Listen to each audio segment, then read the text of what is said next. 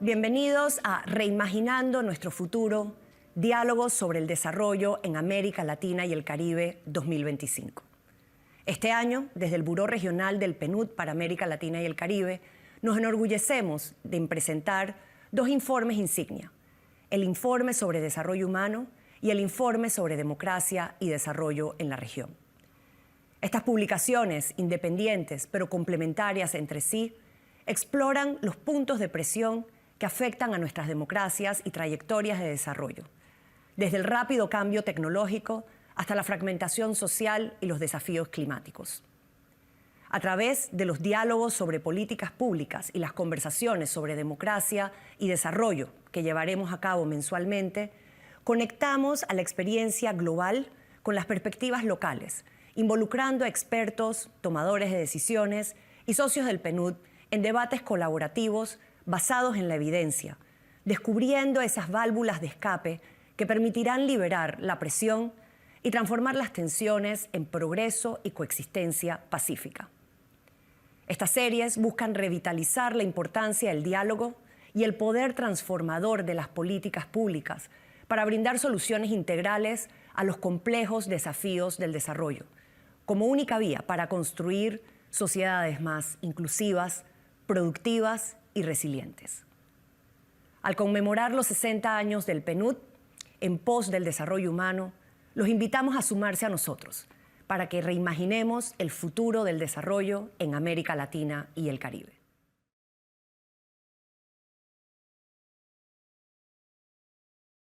Muy buenos días a todos y todas. Bienvenidos a nuestro conversatorio Juventudes en Democracia, reimaginando nuestro futuro. En el día de hoy contamos con un panel muy especial de expertos y líderes jóvenes de nuestra región y vamos juntos a reflexionar sobre los retos y desafíos para proporcionar una participación efectiva de las juventudes en los espacios de toma de decisión. Vamos también a aprender de experiencias muy concretas desde el terreno de cómo avanzar hacia una democracia más sólida con participación de todas las juventudes. Entonces, para empezar el conversatorio de hoy, con mucho placer invito a Max Trejo. Max es el secretario general de la Organización Iberoamericana de Juventud. Y para empezar entonces a nuestra reflexión de hoy, quería recordar que hemos visto que en nuestra región tenemos alrededor de un tercio de nuestra población conformada por personas jóvenes. Entre tanto, sabemos que hay retos muy importantes para fortalecer la incorporación de estas mismas juventudes de manera efectiva en los espacios de toma de decisión. Entonces, Max, bienvenido. Quisiera preguntarte, desde su experiencia en la OIJ, ¿cuáles son los principales retos para fortalecer la participación de las juventudes en estos espacios de toma de decisión? Hola, Moema, muy buenos días. Qué alegría saludarles desde Madrid. Y gracias por la oportunidad, gracias a la invitación a ti, a todo el equipo de PNUD de América Latina, nuestra querida Michelle Mucher. Y la verdad es que desde la mirada del OIJ, fortalecer la participación de las juventudes en la toma de decisiones sigue siendo un gran desafío en nuestra región. Por ello, la participación y el empoderamiento de las juventudes es uno de los tópicos priorizados de esa nueva agenda de juventudes de este organismo internacional que, junto con los 21 países del espacio iberoamericano y particularmente con el gran apoyo de las agencias de Naciones Unidas, pudimos llevar a cabo. Y decimos por qué la participación, porque sabemos de ese rol transformador que tienen las personas jóvenes y que, a pesar de ese papel activo en movimientos sociales, en la simultaneidad que tienen con redes sociales y su capacidad para impulsar cambios, la participación de las juventudes en muchos espacios, especialmente en la elaboración de políticas públicas, sigue siendo limitada. Por ello, desde la nueva Agenda de Juventudes, y vamos al caso concreto, hemos identificado algunos obstáculos que entendemos dificultan esa participación en tu importante pregunta. Tiene que ver mucho con las barreras estructurales que las juventudes, especialmente aquellas que en contextos marginados o en situación de pobreza, enfrentan barreras económicas, sociales y culturales que dificultan esa participación. Por eso pongo en valor nuevamente esa nueva Agenda de Juventudes que inspira por ello la superación de esas brechas sociales, digitales, ambientales y de gobernanza. que se dan como consecuencia de esos tres elementos. Entonces, las barreras estructurales y estas brechas, por si no me expliqué muy bien. El segundo elemento, la desconfianza en las instituciones. Ya hay que felicitar al PNUD, porque ha venido trabajando fuertemente en ello. Y es un gran reto que tenemos en la región para todas las edades y particularmente con las personas jóvenes, porque muchos jóvenes hoy en América Latina se sienten alejado o lejano o ineficaz a las instituciones. No es que no les importe, sino que no tienen ese sistema de confianza que está roto. Nosotros recientemente en un dato que en la encuesta iberoamericana de juventudes, el 66% de las personas jóvenes menores de 29 años están poco interesados o nada interesados en la política, según datos de nuestra encuesta. Es decir, 2 de cada 3 personas jóvenes. Y ahí vemos una consecuencia. Otro tercer elemento, ya que hablábamos de esas brechas sociales, digitales y ambientales, la brecha digital. Y lo que las redes, si bien facilitan la participación, no todos siguen teniendo acceso a la tecnología. Hay todavía una brecha de acceso en la formación. Y no solamente para el uso de la tecnología, sino para la producción de la tecnología, es decir, esa formación digital. Por ello también hemos advertido que la conectividad sigue siendo un reto y más importante, el empoderamiento de la tecnología de las personas para que incluso en elementos tan básicos o importantes como el saber leer bien, la lógica de información, desinformación o garantizar sus propios derechos digitales. Un cuarto punto, la polarización y fragmentación social.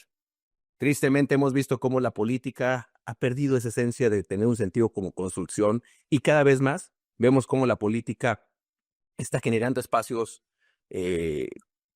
no inclusivos para el diálogo intergeneracional. Además, las redes sociales y los algoritmos refuerzan esas divisiones ideológicas.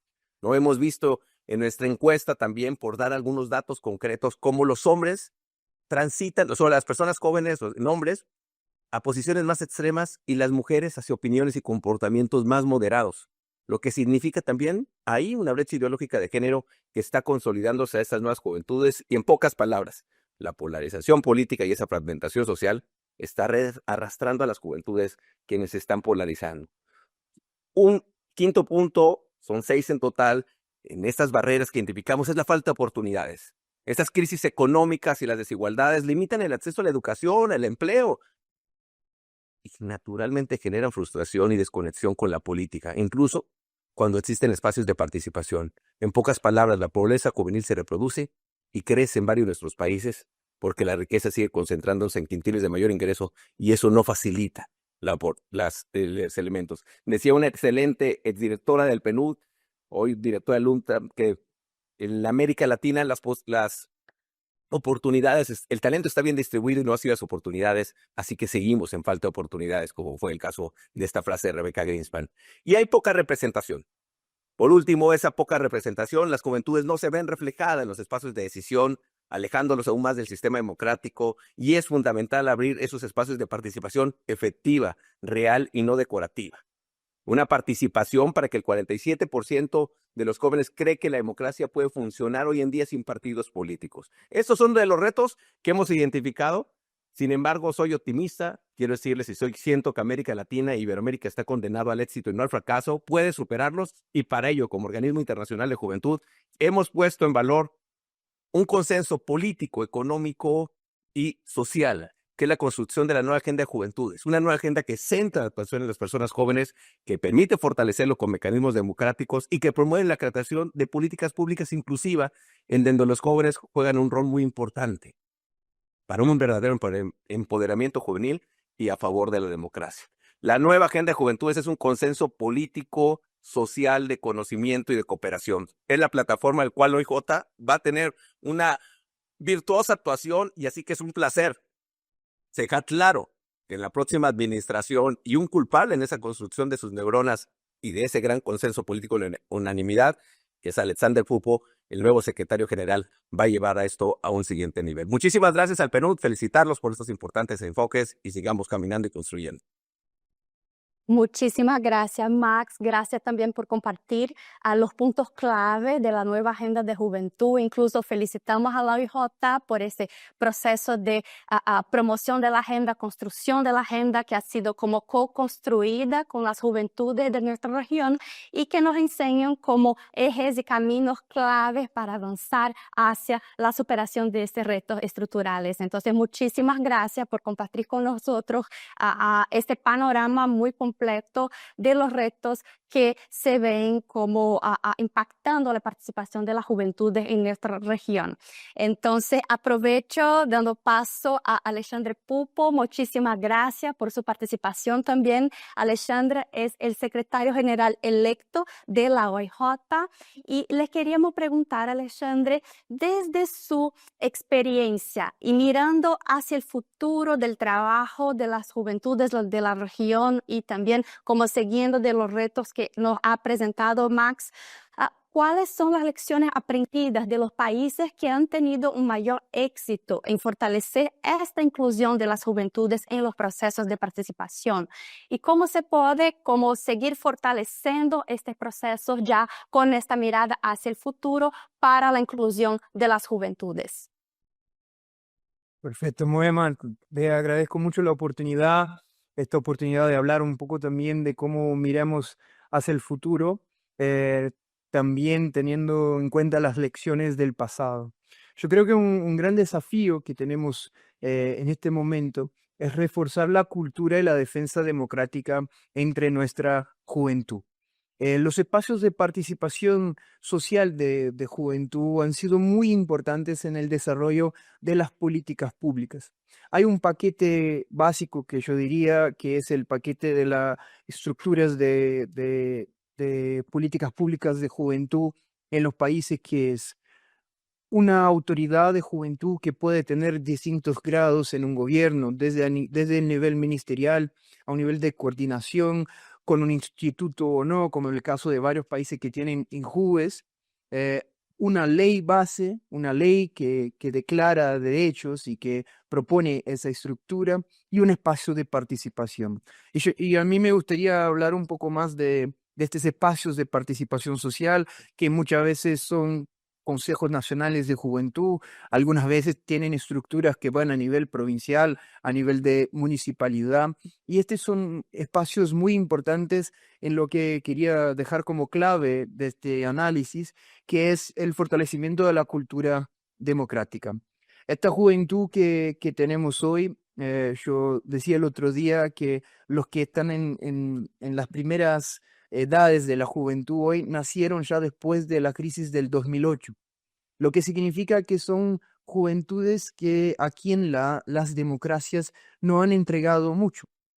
Y la crisis democrática que vivimos hoy es una crisis también de reconocimiento del rol y de la importancia que la democracia ha tenido en nuestros países. Si miramos a Latinoamérica, esta es una región donde nosotros hemos luchado y defendido a la democracia, y eso es parte del ADN, no solo de los estados que se crearon en el periodo democrático, sino que también de las políticas de juventud.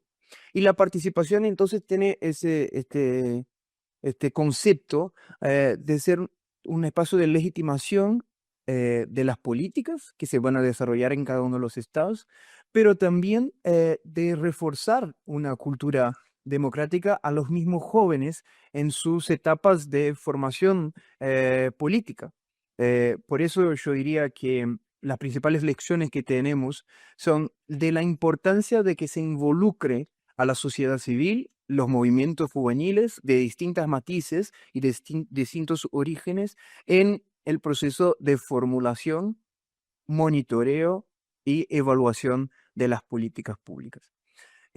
Eso es un tema muy importante para que la juventud se pueda apoderar de lo que los estados están desarrollando en términos de política.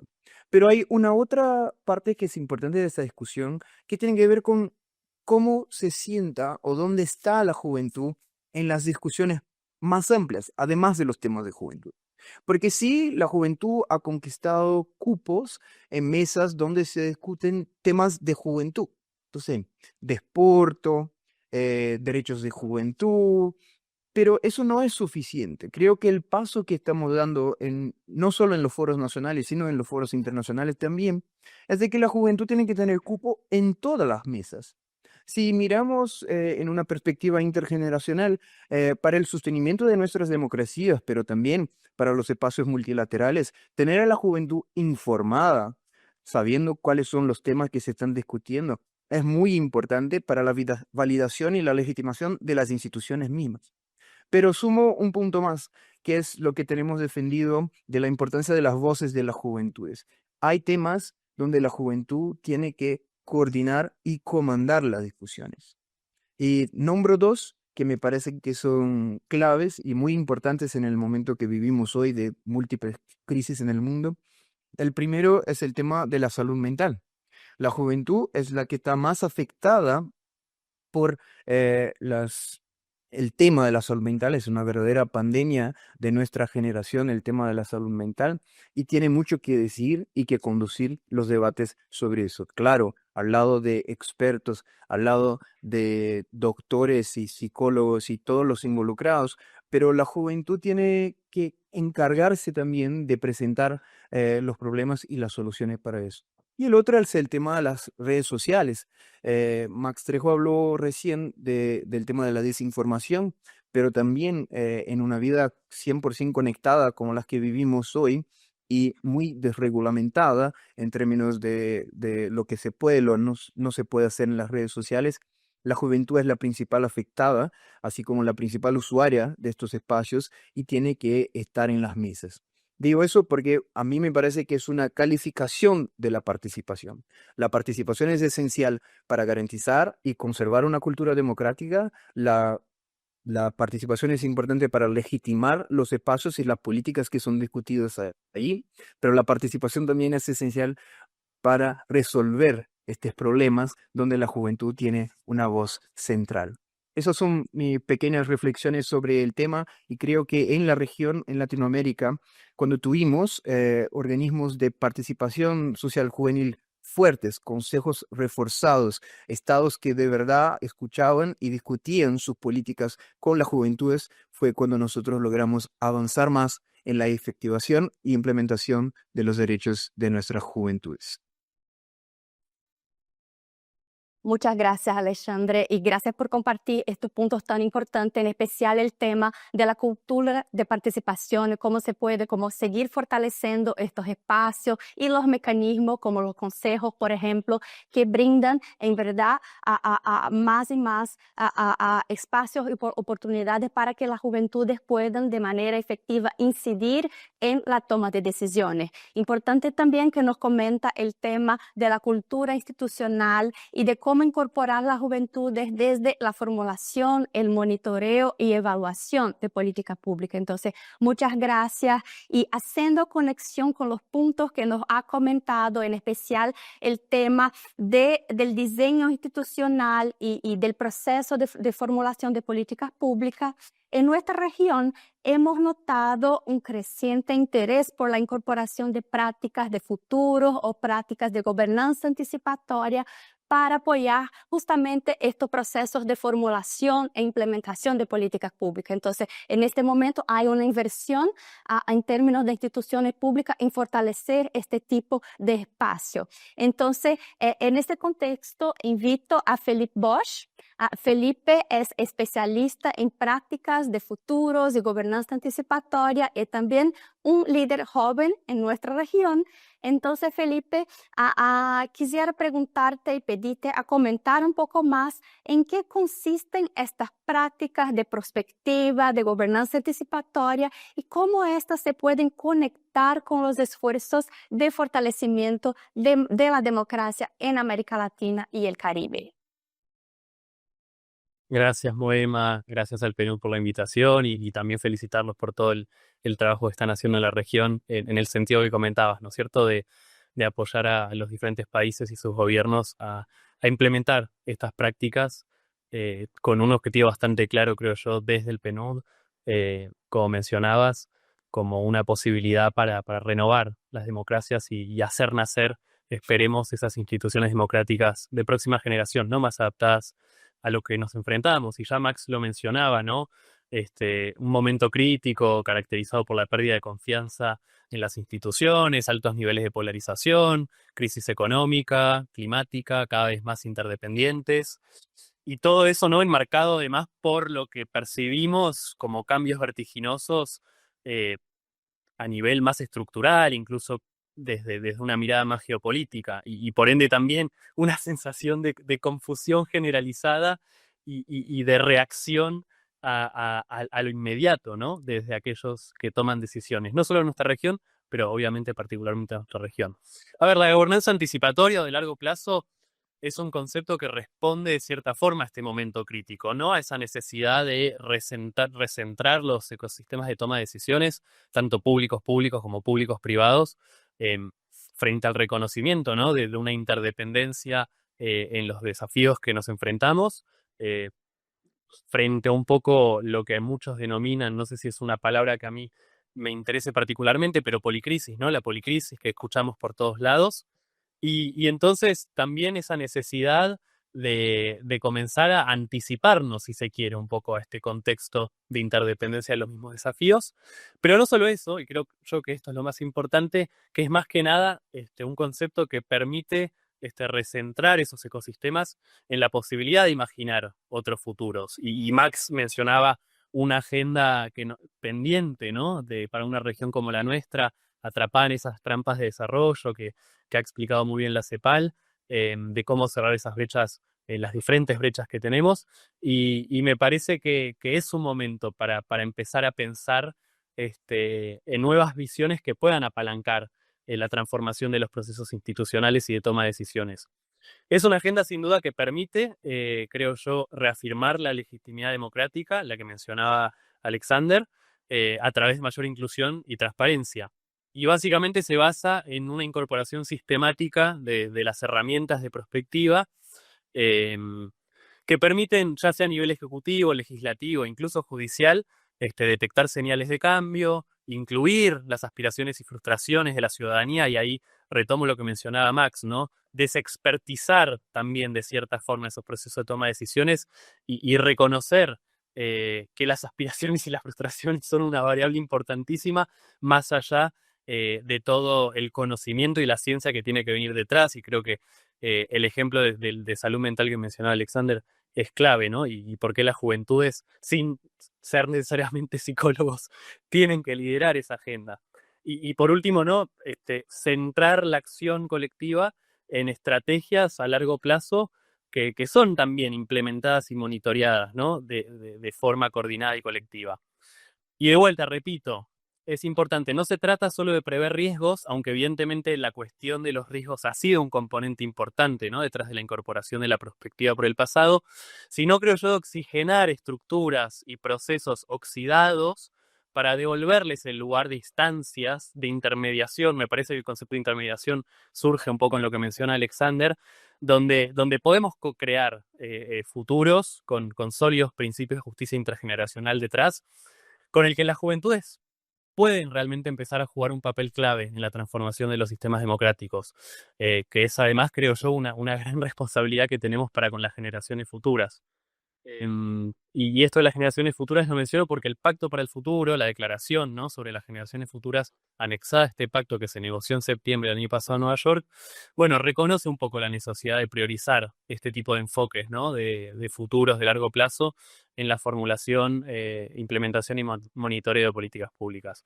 Pero bueno, esta transformación implica un compromiso que debe ser asumido por el conjunto de la sociedad, y creo yo que me gusta lo que mencionaba Alexander no es simplemente una agenda de transformación institucional, sino una agenda para encontrarnos de vuelta con esa cultura democrática que hemos tal vez perdido. Me parece que la prospectiva, más allá de ser una herramienta clave en la intermediación entre el Estado y la ciudadanía, también puede ser una herramienta clave para volver a encontrar esa cultura democrática en lo que lamentablemente creemos un escenario de alta polarización, pero que creo yo que esa cultura democrática se puede volver a resurgir, y creo yo que esa polarización la podemos superar también. Optimismo y esperanza. Me quedo por acá por ahora.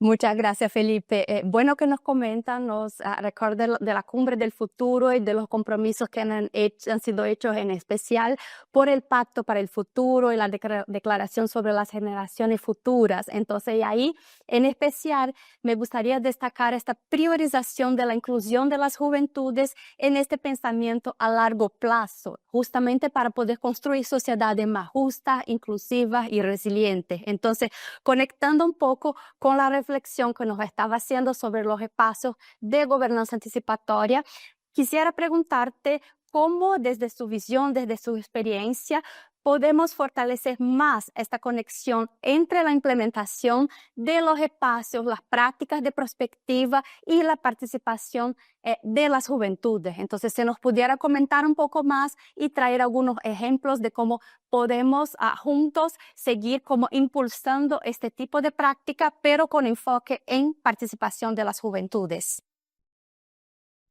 Gracias, Moema. Bueno, tal vez arranco desde las barreras que mencionaba Max, ¿no es cierto?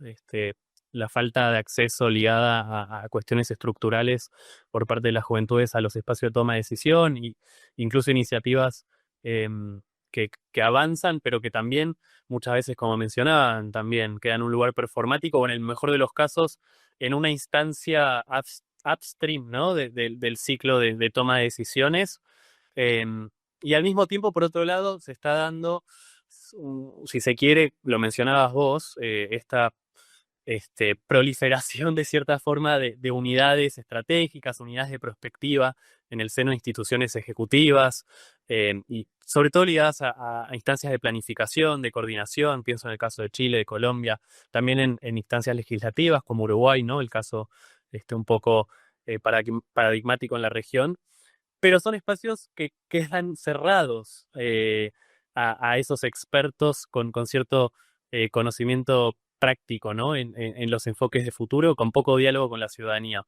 Y me parece que hay esas dos ventanas, si se quiere, de oportunidad, ¿no? Por un lado, todo el trabajo que están haciendo en la región en torno a la participación juvenil, con Max y Alexander que van a coordinar esa transformación requerida, y por otro lado también aquella comunidad que empieza a pensar en cómo oxigenar esos espacios y usar el enfoque de futuros. Y me parece que tenemos que hacerlos dialogar más. No estamos dialogando entre ambas instancias.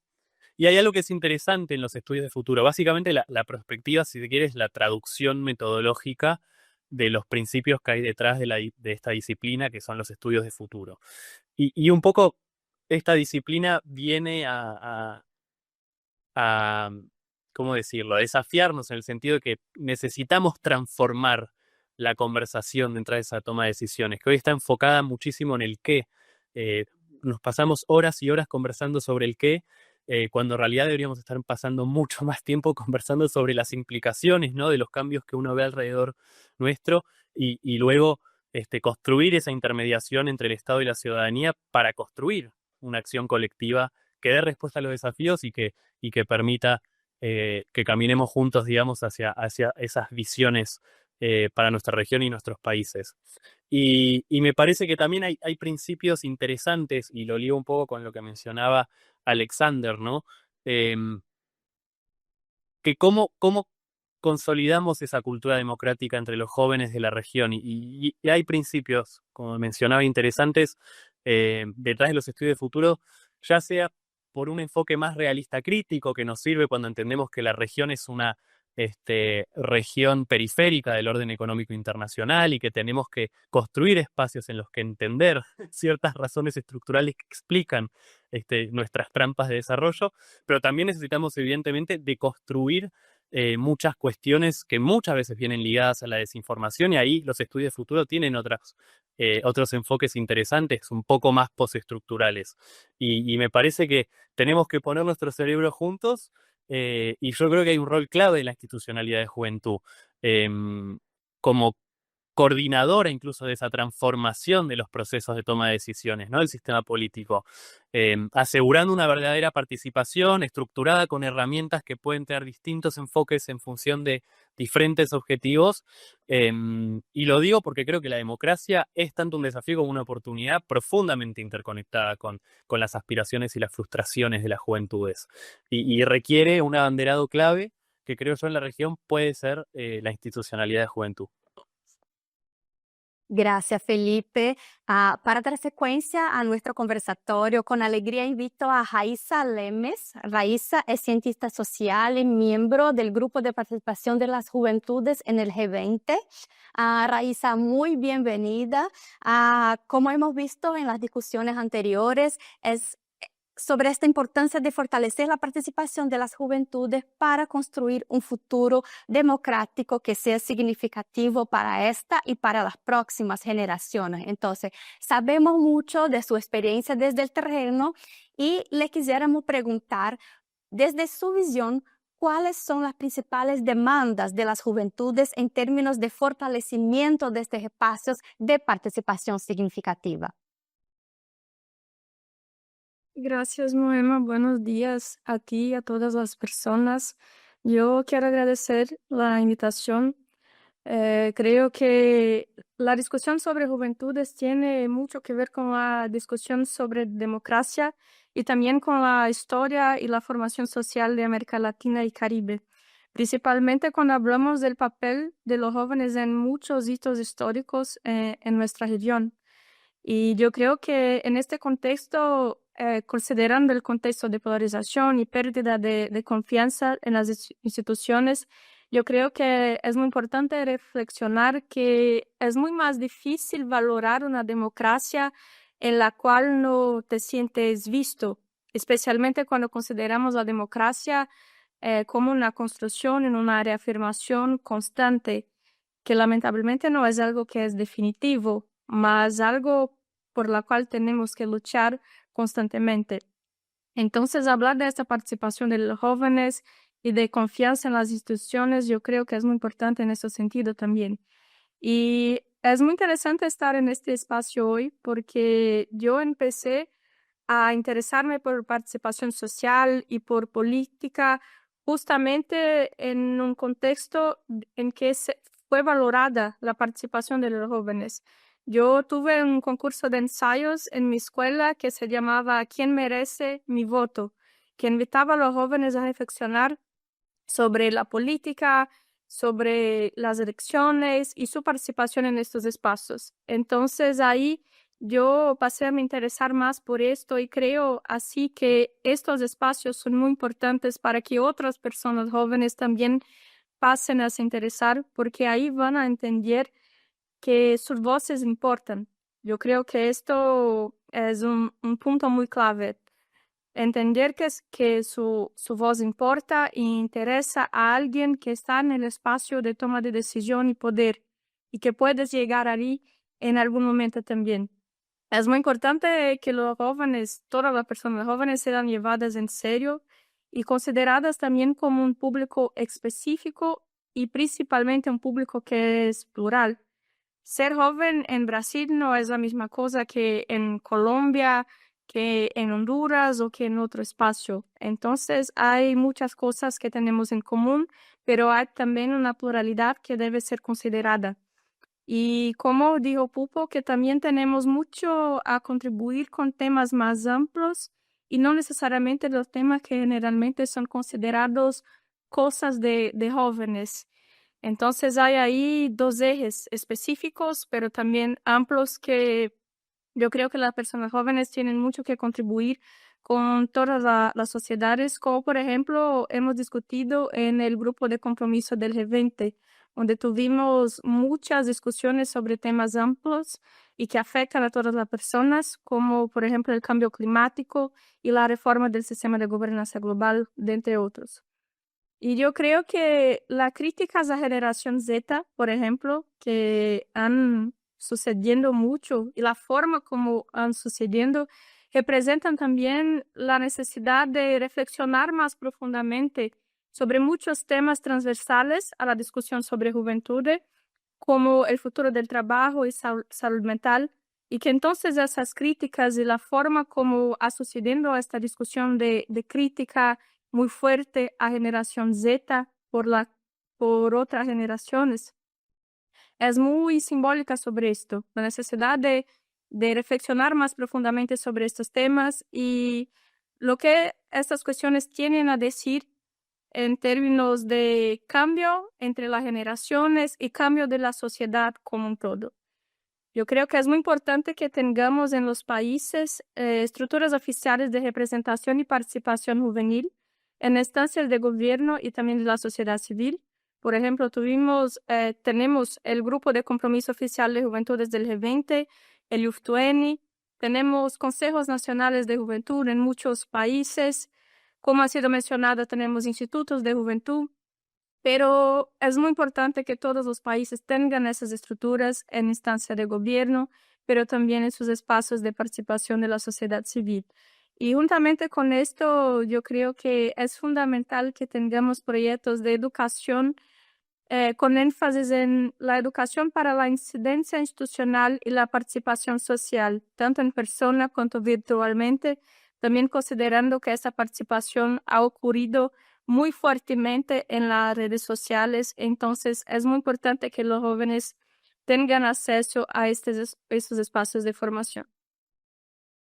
Muchísimas gracias, Raíssa. Nos trae algunos puntos muy importantes como el tema de la educación, la formación para la incidencia y la participación, pero también la cuestión de la importancia de mirar las pluralidades, la diversidad de estas juventudes, no solamente en los países, pero también con los distintos perfiles que conforman, sean de jóvenes mujeres, poblaciones indígenas, personas con discapacidad, que sí tienen demanda y necesidades distintas en estos espacios. Entonces, muchas gracias por eso.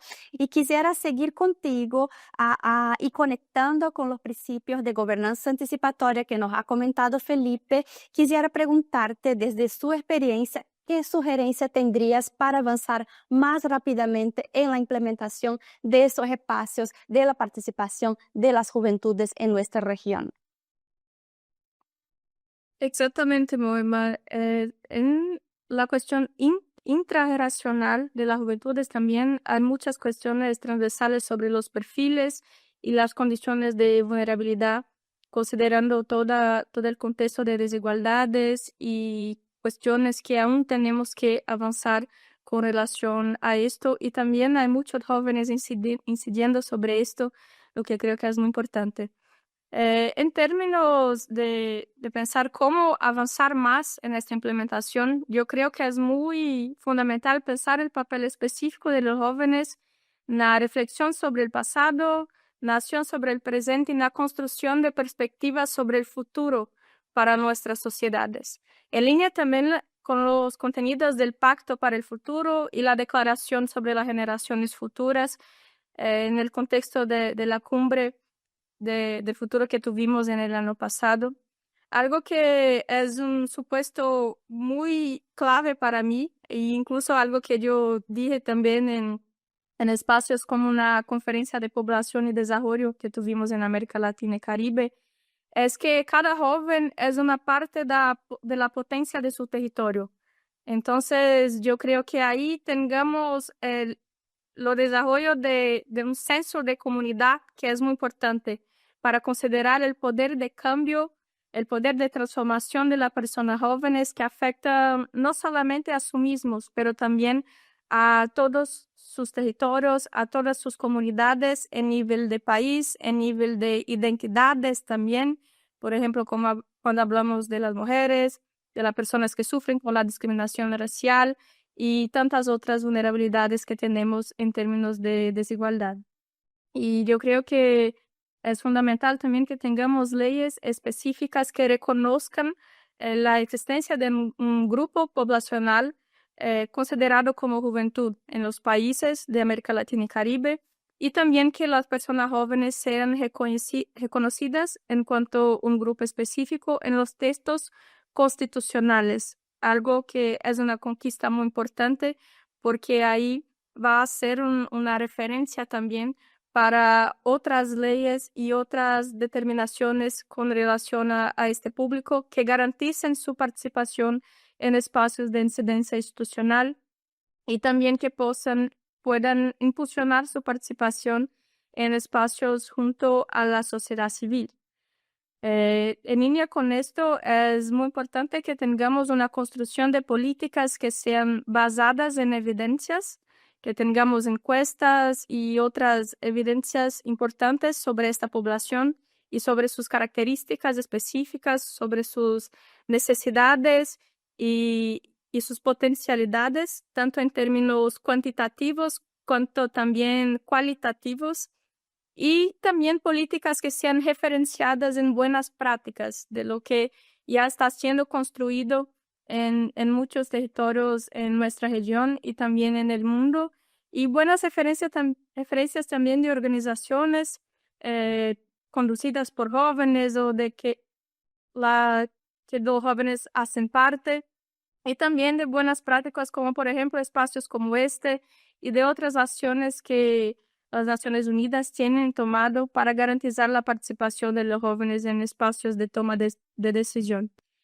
Es también fundamental, en mi perspectiva, que tengamos una comunicación eficaz y considerando también el contexto específico de las redes sociales y cómo los debates y la participación ocurren de una manera muy específica en estos espacios, como por ejemplo ha sido destacado sobre cómo la polarización se manifiesta en las redes sociales y cómo una comunicación eficaz en estos espacios y una educación para la incidencia en esos espacios es muy importante. Y ahí vamos a tener también el impulso a una comunicación más eficaz entre las generaciones jóvenes y también de una manera intergeneracional, considerando la solidaridad intergeneracional como una perspectiva muy importante para las acciones que tengamos en el presente y para esta construcción de las perspectivas sobre cuál futuro vamos a construir juntos. Muchísimas gracias una vez más, Raíssa. Ahora, para dar secuencia a nuestro conversatorio, es un placer invitar a Bettina Wall. Bettina es la representante residente del PNUD en Perú. Y Bettina, muy bienvenida. Haciendo un poco una conexión con lo que nos comentaba a Raíssa cuanto al tema de la importancia de incorporar una diversidad de jóvenes para, en verdad, seguir fortaleciendo la democracia en nuestra región. Entonces, quisiera preguntarte qué ejemplos nos podría compartir desde la experiencia en el terreno del PNUD en Perú sobre acciones clave para fortalecer la participación de las juventudes y que podrían servir como modelo para otros países de nuestra región. Entonces, que nos puedan inspirar y también aprender desde la experiencia de PNUD en Perú. Bueno, muchas gracias. Me es grato también seguir todos los que que han hablado antes, porque quería resaltar algunos temas que ya he mencionado por Max y Alexandre, contextualizando el Perú y la democracia en el Perú. Según el Latino Barómetro, el 91% de peruanas y peruanos están insatisfechos con la democracia. Eso es a cada edad. Pero cuando uno ve, por ejemplo, el reporte de indicadores sobre población joven de la Secretaría Nacional de Juventud en el Perú de 2022, el 26% de la población entre 18 y 29 años, es decir, que son 7.866.000 jóvenes que a su vez representan casi un cuarto de la población, ellos consideran que la democracia no funciona de manera óptima y no les ofrece las soluciones que están buscando a los principales problemas del país. Sus principales preocupaciones, según las estadísticas, son la corrupción, son 58%, la delincuencia, que es algo que está subiendo como inquietud del país, y los bajos sueldos y aumento de precios. Ahí también tengo que resaltar que en el estallido social y los acontecimientos de 2022-2023, según el Defensor del Pueblo, 24 de las víctimas identificados como jóvenes, de los cuales 5 de menores de edad. Es decir, que sí hay una movilización de participación política en las manifestaciones, pero también se encuentran como parte de las víctimas. Así que esa situación generalizada de insatisfacción con el funcionamiento de la democracia, sí, a pesar de que sí hay movilización, es algo que queríamos abordar. Entonces, nosotros hemos impulsado con socios en el país Red Pública, que es un modelo de participación de jóvenes replicable y adaptable. Nació en plena pandemia, así que también está basado en una plataforma digital para armar un espacio donde las juventudes y poblaciones poco representadas pudieran intercambiar ideas y hacer propuestas concretas sobre el desarrollo de su país. Lo impulsábamos en alianza con la Secretaría Nacional de la Juventud, SINAJU, con la Asociación Civil de Transparencia, que es un organismo de la sociedad civil, y logró en su primera fase alianzas con más de 140 organizaciones de la sociedad civil además de una red de voluntarios de República presente en 14 regiones en el Perú. Como ya mencionaba, un elemento clave de República es la disponibilización de una plataforma digital, entendiendo que las juventudes como nativos digitales construyen sus identidades y movilizan acciones colectivas a partir de interacciones en comunidades virtuales, sobre todo en pandemia. Y República demostró el poder de lo digital para cohesionar y potenciar la capacidad de agencia en la construcción de soluciones y problemas colectivos. Uno de los principales objetivos en esa primera fase fue una agenda ciudadana viva de los jóvenes, con la cual recopilamos en su momento más de 280 propuestas ciudadanas a través de hackathons, eventos digitales, campañas comunicacionales, y eso nos ayudó a armar un portafolio de propuestas de repúblicas que incluso fueron presentados ante el Congreso de la República del Perú en noviembre de 2023. Luego hubo una fase de estrategias de fortalecimientos de cara a 2026, que en el año en Perú es nuestro super año electoral con elecciones generales, tanto de Parlamento, Presidente de la República, Parlamento Andina, elecciones regionales y municipales. Y ahí estábamos trabajando consultas ciudadanas a través de una encuesta Voz de las Juventudes Peruanas para el Futuro, que ha sido desplegada en conjunto con el Sistema de Naciones Unidas en el Perú y que también ha sido uno de los insumos clave para la delegación peruana en la Cumbre del Futuro de 2024.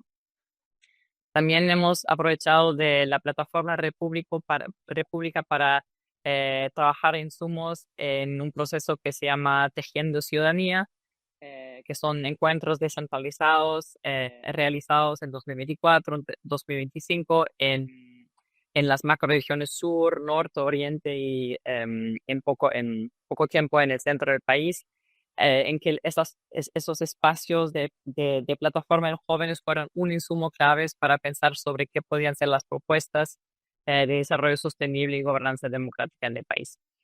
También se ha aprovechado República para trabajar en conjunto con el Jurado Nacional de Elecciones en el Perú a través de un programa compartiendo Juventudes Renovando la Política, para fortalecer las capacidades de jóvenes dentro de los partidos políticos y promover una agenda juvenil.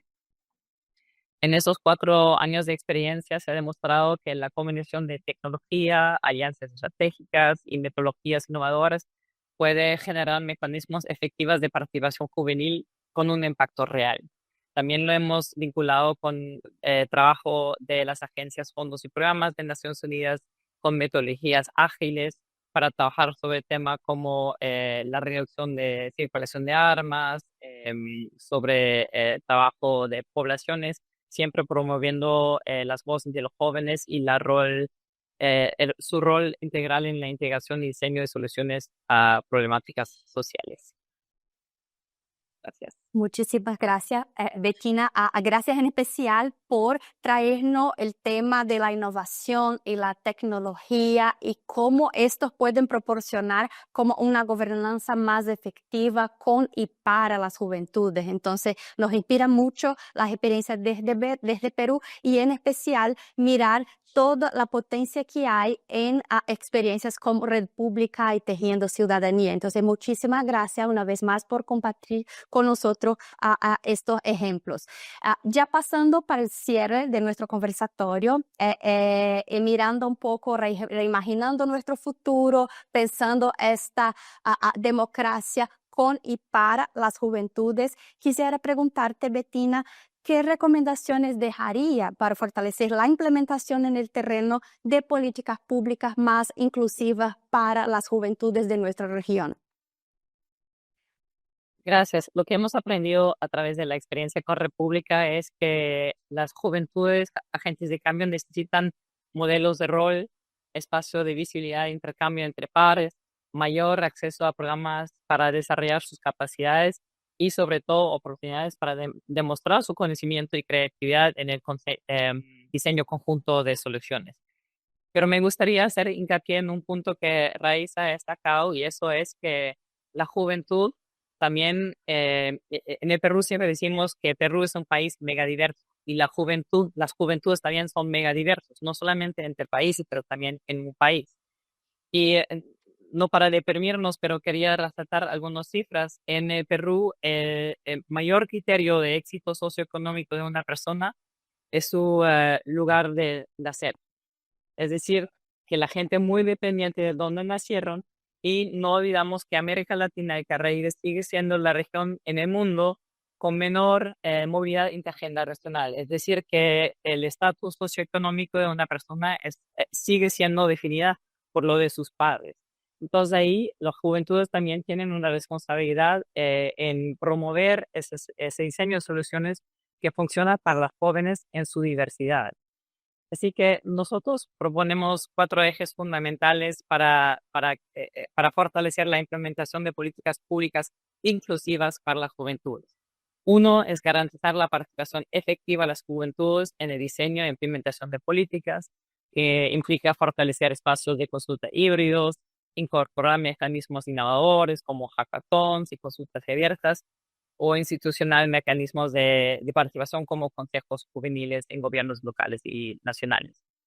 Segundo, promover estrategias descentralizadas con un enfoque en el territorio de cada país, adaptar las políticas a las realidades locales, fomentar alianzas en el territorio. Tercero, fortalecer capacidades juveniles para su incidencia política y social. Eso, por ejemplo, implica destinar programas formativos como lo que he mencionado, Compartiendo, para el desarrollo del liderazgo juveniles en lo político, implementar estrategias de mentoría y formación de agentes de cambio para que los jóvenes tengan un rol activo en la construcción de sus comunidades. Y por último, articular actores públicos, privados y la sociedad civil. Impulsar ese tipo de alianzas entre gobiernos, organismos internacionales como nosotros, el sector privado y las organizaciones juveniles para la co-creación de políticas y programas sostenibles. Entonces, en conclusión, el fortalecimiento de políticas públicas inclusivas para las juventudes requiere un enfoque colaborativo, descentralizado y sostenible, con herramientas innovadoras, con los jóvenes que sean protagonistas en la construcción de sociedades más inclusivas y resilientes.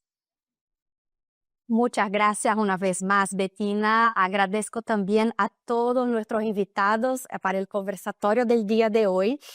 Invito también a todos que nos escuchan, que nos acompañan, a conocer los materiales y documentos de referencia sobre juventudes, participación y perspectiva que están disponibles en el sitio web del PNUD en América Latina y el Caribe, así como para, con las inspiraciones, las experiencias que hemos conocido un poco más hoy, seguirnos trabajando juntos para el avance de políticas públicas más efectivas e inclusivas para las juventudes en América Latina y el Caribe. Entonces, seguimos juntos y muchísimas gracias a todos y todas una vez más.